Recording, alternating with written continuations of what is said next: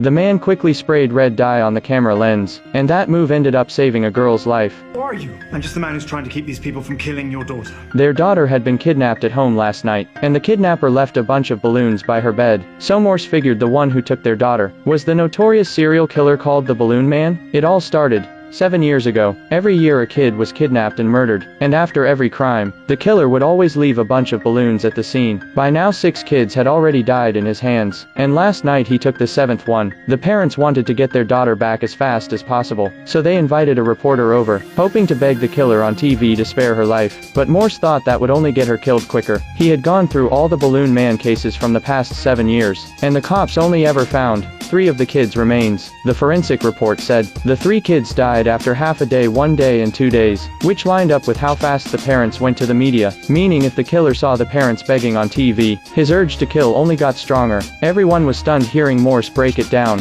but then he turned the suspicion on the girl's dad. He said the biggest suspect right now might just be the father, because he was not telling the truth. I told you everything.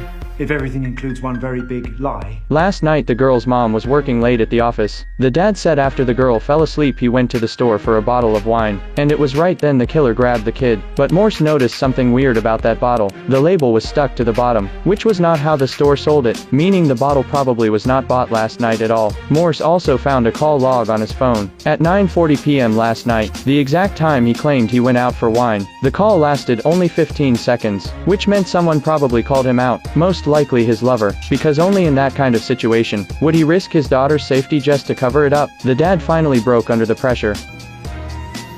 When Sarah and I were separated, I dated a coworker.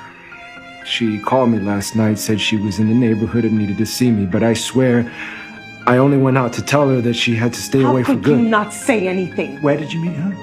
Soon his ex-girlfriend was brought in for questioning. She said after calling him from the roadside, she saw a car blow through a red light real fast, but it was too dark. All she remembered was a brown car. Morse followed that lead near the crime scene. He spotted a suspicious car with a scratch on it, and it was the same dark brown she described, but the brown paint had traces of blue, gray and white mixed in, which meant the car was originally blue and white, and only later repainted brown. Morse passed the lead to Detective Nick. The cops soon tracked down the car. The boy inside ran the second he saw them, but there was no sign of the kidnapped girl in the car, and clearly the boy was not the killer. He was way too young. 7 years ago, when the first case happened, he would have still been in elementary school, but when they checked his real identity everyone was shocked. The boy turned out to be Tom, the very first kid kidnapped 7 years ago. Nobody expected him to still be alive, but when the cops questioned him he refused to say anything. Morse instantly suspected Tom was helping the killer. There had been cases like that before, where kidnapped kids grew sympathetic to their abductor.